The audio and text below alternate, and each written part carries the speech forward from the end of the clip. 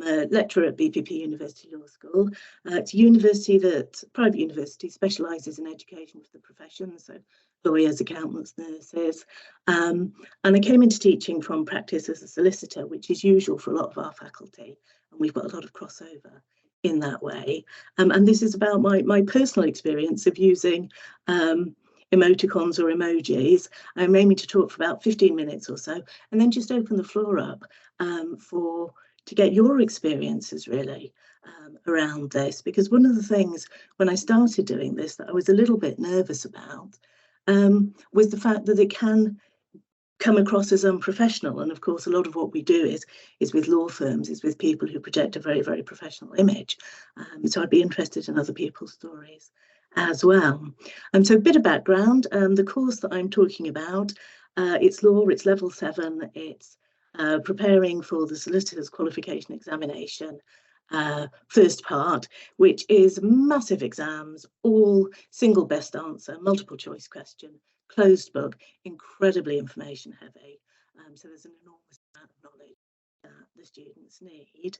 My students are primarily UK, but also some international. And just in case anybody wants to use them later, the images are all from Unsplash and they're all credited at the end in the slides. So you can pull them from there. So primarily we teach in Adobe, and that's the whole university. For anyone who doesn't know it, I've just sort of brought in, this is me teaching dispute resolution. This is the module I'm talking about. Dispute resolution, it's very dry, it's very process driven. So that's sort of another barrier really to overcome for this. It's quite a small class. The white oblongs are just me anonymising my students who are there. And you can see, if I can draw with, let's try. Everything that has the red line, only the presenter can see that. And everything that I'm now highlighting, this is what the students see on their screens as we go. And at the top, there's that's where they go to use their emoticons. There's a really limited number of emoticons as well. So really just thumbs up, thumbs down, smiley face, applause, and some instructions about speeding up or slowing down. So before I sort of come on to emoticons, I'm just going to give a bit of background to say how we already try to get our distance learning students to engage. So we do all sorts of things. We're very clear about the equipment they need, that ideally they need microphones to be able to speak in the sessions, cameras as well. They get really clear instructions on all of this, both written and in other ways as well. When they come in, they get clear instructions on Adobe, and I take them through the first few times I teach them as well, showing them where everything is, just so that hopefully everyone's really confident with that. There are sessions in induction on how to get the most out of distance learning. Adobe's got various built-in engagement tools, so polls, breakouts, collaborative documents, all of those sorts of things. And you can see I've also put lecturer attitude up there, because it's just, we find we need to keep reminding them again and again and again, please come in. I've always just, I'm sorry, I'm looking in the chat there. Michael, I've always just talked about it as Adobe for teaching, because that's how I've come across it, but I will find out for you if it's a particular variety. And yeah, we remind them again and again, and we also send out emails as well, and give lots and lots of praise for any kind of engagement. And there's lots of training for staff and drop-in sessions. So all of those sorts of things we're trying to do. But what I certainly have found, and talking to my colleagues, we've found is there are still lots of barriers to engagement. Particularly for our distance learning students, they often have other responsibilities. A lot of mine are carers, or also trying to hold down jobs. They tend to be time poor, so they've had less time to prepare, which makes them less confident about their contributions. Equipment as well, we get a lot of the time. You know, I can see people are still joining on their phones, maybe because of where they found themselves when it was time for their session. The environment may not be suitable for them to want to open up their cameras or their mics. And this comes back a bit to what Mary was mentioning about inclusion and just being aware that not all of our students are in the same position as well. The biggest one I found from talking to them, thank you very much, Julie. Yes, that's the one, Adobe Connect, is lots of anxiety and fear about contributing. And what we found, and I found, is a lot of the time when I would try asking a direct question or even ask out to the group, students would come back and tell me that their microphones weren't working, when it looks from my side of things that actually they are working. And because I don't know the situations and I don't know what's going on for them, it's not something that I would feel comfortable challenging them on if that's what they've told me at that point. So certainly I was getting a lot of that in the early days as well. So how it started, it was really for practical reasons. So just doing things like tech check. Can you give me a green thumb if you can hear me? And then if a student doesn't respond, then I would then ask them by name, are you okay? Or type by name to them in the chat box. And then you get a response there. So it's a really low stakes way of them starting to actually engage with me and engage in the session. And then I started using them as well, the emojis for polls, either for questions that I was asking as I went along that were yes or no answers, or for multiple choice questions, you know, who thinks it's answer whatever, A, B, C, or D. And that was because even though the polls are anonymous, and I tell them they're anonymous so they know on the screen, they just didn't seem to want to engage with them in the same way that they were happy to give me a thumbs up or a thumbs down in a box they knew nobody else could see. And it also meant I could get a really quick overview of who was getting it as we went along, who was struggling, and anyone who wasn't engaging. So again, really low stakes for them to get involved. Plus, if I could see that somebody hadn't engaged, I can say, oh, so-and-so, you know, take a guess. It's quite safe. Nobody can see it. It's yes or no. You've got a 50% chance of getting it right. Just, you know, tell me what you're thinking. And so that started working quite well. And I've got a little example here. So I'm talking about costs. And what I've asked them here is, in our case study, do you think costs are more likely to be awarded on a standard basis? Give me a green thumb. Indemnity basis, give me a red thumb. And you can see I've got 3 uncommitted there. This is a very small class, by the way, so it works to illustrate it a bit better.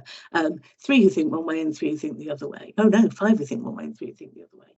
So I can then go back to them and say, all right, well, anyone feeling brave enough to come in on the mic, I can see you, names of students, said yes, said standard. Anybody feeling brave enough to come in and tell me why? And at this point, I hadn't really had a chance to have a look into much scholarship around it.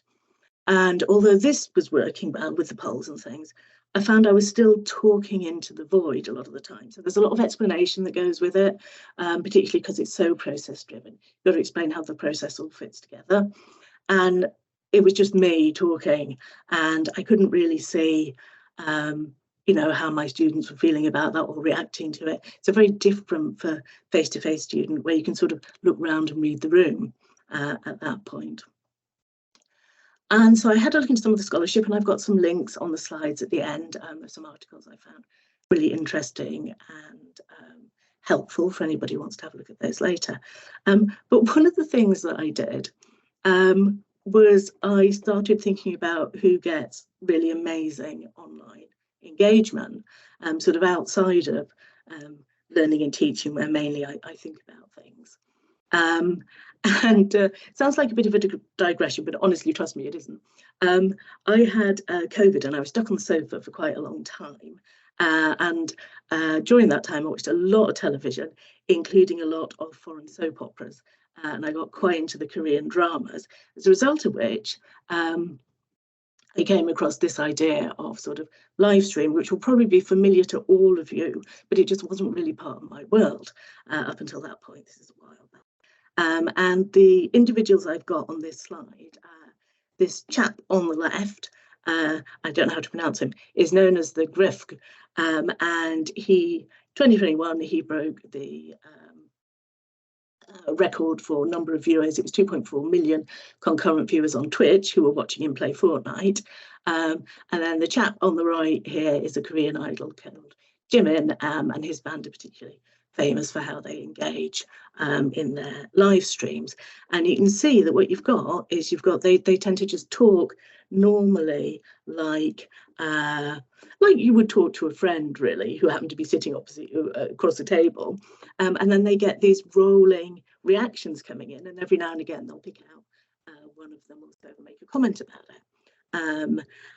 And I thought, well, my teaching style isn't a million miles from that. Now, you know, trust me, dispute resolution is not as engaging as watching somebody play an action-packed computer game that you're really into. And I am certainly nothing approaching any kind of idol. But I thought, let me at least try a little bit and see what I can do with this. So when I felt I was talking to avoid, I started telling students that and asking them to just give me some reaction so that I knew they were out there and that they were, you know, with me at this point, so that I didn't feel so lonely alone in my little study. And I started asking them to give me an emoticon or an emoticon of their choice, just to symbolise that they were there, that we had some kind of human connection going on through all the technology. And a couple of things started happening. They started doing that for me, and everybody, whole class. And the other thing that they started doing was they started using the stepped away icon, because they knew that if they didn't show me they were there, then I'd say, oh, you know, hey, Bob, are you okay? Or whomever it is. And I was reflecting on this, and I thought there's several things going on here. So it's a really safe, low stakes way to get engagement. And it sort of became a gateway for the more formal ways of engaging on the chat and the microphones. So I can say, everybody give me a thumbs up or a thumbs down for a particular question. And then I can go in and ask students by name, usually a couple of them, you know, can you come on and explain that to us further? You know, why did you think that? And so it's more getting more of a dialogue going there. And I found that doing that initial step is just so much, I get such a better response than just asking directly or throwing out a question to the whole group. It just seems to really work in terms of making people feel safe to come in and talk to everybody. And it also, for passive learners who just want to sit there and absorb, it sort of sets the expectation that they need to let me know that that is what they are doing. So I can tell whether I've got engaged and quiet or unengaged, because they're quite different things, and it's hard to tell sometimes. And then I thought about ways to make it even safer, and again, the human dimension. So I instituted some other things. I made it really clear it was okay to say, I don't know, but you have to come in on the chat or on the mic to say that to us. So they had to be involved and engaged with the technology and with us, even if what they were saying is actually, I don't know the answer to this. I also instituted phone a friend, so they can ask a colleague for help, or they can nominate someone by name. So we're getting to know the people in their groups a bit better, because they do breakout exercises and they have their own WhatsApp chats and things. And that's worked quite nicely, except in one of my groups where they've almost weaponized it, and they seem to be using it to, you know, try and pick somebody who they think they won't be able to answer. So the upshot of that is they're all coming very prepared, but the downside is I think I might withdraw the phone a friend, because I'm not sure that I like that as a concept much. It wasn't what the original concept was intended for. And also, again, by using emoticons. So I'm now using them to say, you know, give me a green thumb if you are happy to answer a question on this area. And if you really don't want me to ask you, give me a red thumb. And it's aimed at giving them as much autonomy and space as possible. And I think it comes back to what Mary was saying. What did you call it? Amygdala hijack. So that nobody gets pounced on and everybody feels, oh, it's okay. I can say no if I don't want to engage. And it's almost as though, because I've given them the ability to say no, a lot more of them are saying yes, which is interesting. And then about week 5, which was last week, actually, something really interesting happened. And it was this. They just started talking back to me without me asking them to. So in the bits of teaching where I would normally feel like I'm talking into a void, I just started getting this little stream of emoticons, again, a little bit like the live stream, just coming and going, with students commenting on what I was saying, whether they agreed or whether they disagreed. And this is without me throwing the questions out there. So that looked sort of a little bit like this. So this is me talking about case and cost management. And this is a whole row of appearing and disappearing smiley faces and thumbs up, telling me that they're listening, they're there, and that they get it. So that was really helpful. It just felt a lot more human and a lot more. And so in preparation for this, I asked my students for some specific feedback about the emoticons and the use of them in this kind of format. And this is a couple of student quotes that I think pull out the key issues as to why I think it works. And I'll let you read those yourselves, but I will just sort of pull out the themes. So just keeping that engagement high, even when it's just me talking, saving time on the polls and just getting a much better session flow, that low stake contribution, so they're really not worried about being embarrassed by getting it wrong. And one of my own, which is I think the limited number of emoticons and emojis, there's just not that much space for misunderstanding because we're only sort of using about 5 actively as they go along. So it's hard for me or for them to misinterpret. And also we're really big on feedback, so we ask them for feedback at the end of each teaching session as well. And I just pulled some general comments from the classes I've been doing this with about engagement.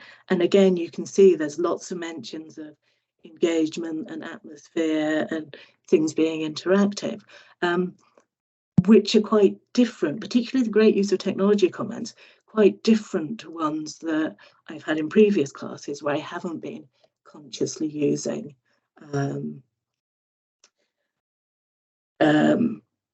emojis in this way. So for me, it really worked. That was all I really wanted to say about my, as I said, very personal experience.